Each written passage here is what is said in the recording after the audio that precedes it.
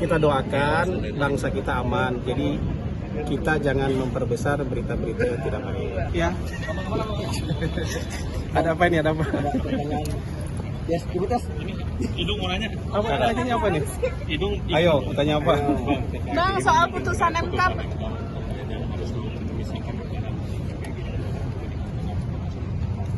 Tanggapan saya, artinya tanya tentang pemerintah. Tapi kan kalau prosesnya masih sampai 2028 kan ya, jadi masih ada waktu lah. Gitu. Kan udah jadi putusan hukum dan kita nggak komentar soal putusan hukum. Gitu. Tapi mungkin bakal diikutin sama pemerintah, apa mungkin akan diakalin dengan cara lain, Bang?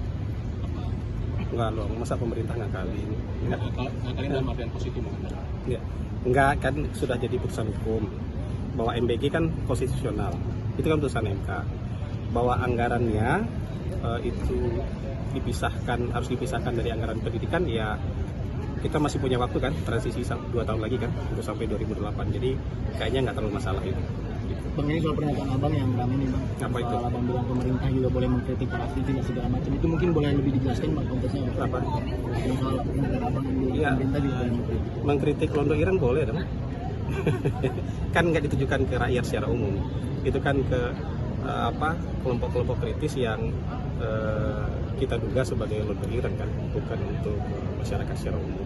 Jadi memang dari pemerintah melihat ada dalam tanda petik itu ada Londo Ireng gitu bang, ada orang-orang yang bekerja. Itu kan istilah aja untuk sebagian orang yang ya sepertinya kok lebih suka gaduh, sepertinya kok lebih suka pesimis melihat kehidupan bangsa kita. Dan mereka kan ada yang berprofesi seolah-olah sama kita kan gitu. Jadi buat kita ini sebagai pengingat aja bahwa harusnya kan kita bersama-sama bersatu, ya, tidak memperbanyak kegaduhan, tapi justru memperbanyak kekompakan, ya.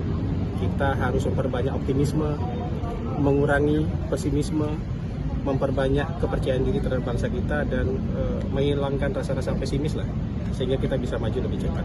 Gitu ya. Terkait sikap pesimis sendiri, banyak yang mengiring adanya mau di Jakarta dan Surabaya itu pagarnya dibuka, terus ada yang mengiring bahwa ini akan mengiring ke. Kita doakan bangsa kita aman. Jadi kita jangan memperbesar berita-berita yang tidak baik.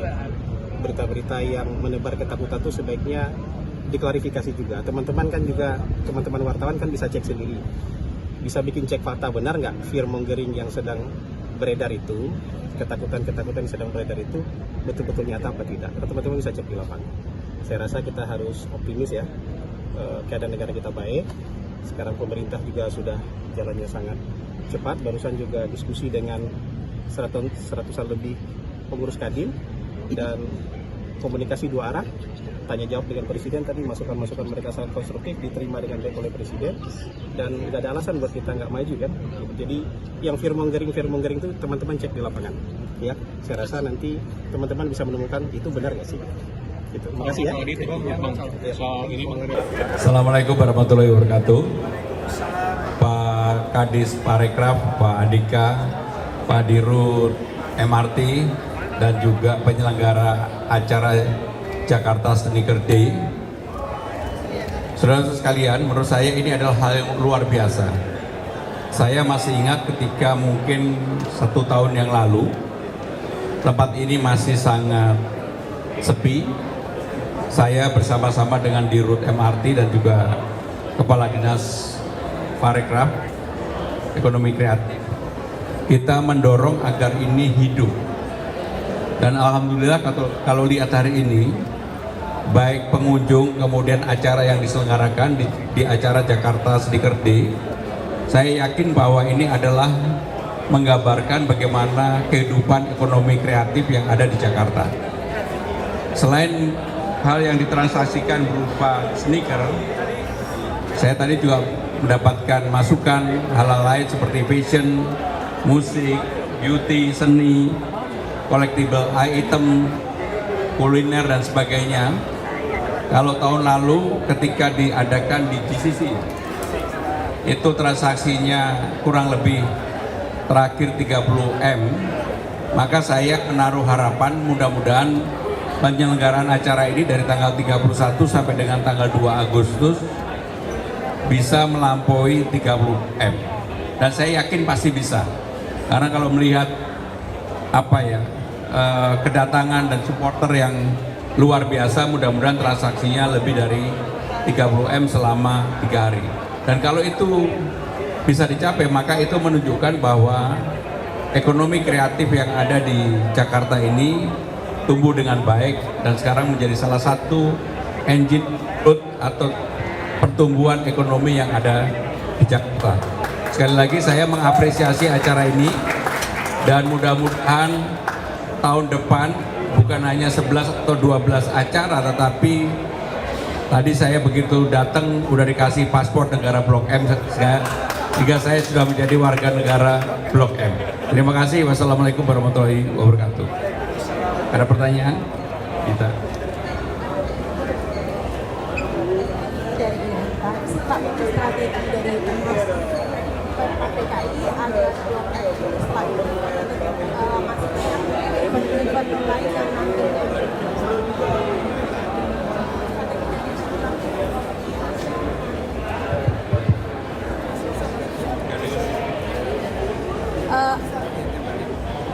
strategi Pemprov DKI ke depannya gimana agar event di Blok M ini tidak berhenti dari sini, Pak. Yang kedua, Pak, mungkin isu lain di Jakarta ini sejumlah mall dan perkantoran sudah mulai membangun pagar-pagar tinggi.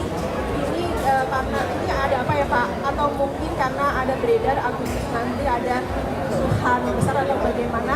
Dan ini kan jangan sampai yang setahun lalu Agustus terulang lagi, Pak. Yang terakhir, Pak, satu lagi, Pak juga tadi sudah mengeluarkan Kemdikbud terkait kenaikan tarif trans bandara Blok M sendiri. Yang pertama saya ingin menjawab mengenai Trans Jabodetabek dari Blok M ke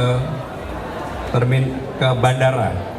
Setelah mendapatkan masukan dan juga kerjasama dengan berbagai lembaga, tingkat kepuasan publik untuk bis Trans Jabodetabek ini lebih dari 97%. Dan ketika kami menanyakan kira-kira berapa angka yang wajar untuk penyesuaian harga, karena nggak mungkin harganya terlalu murah 3.500, hampir sebagian besar menyampaikan angka yang sekarang kita putuskan yaitu 15.000.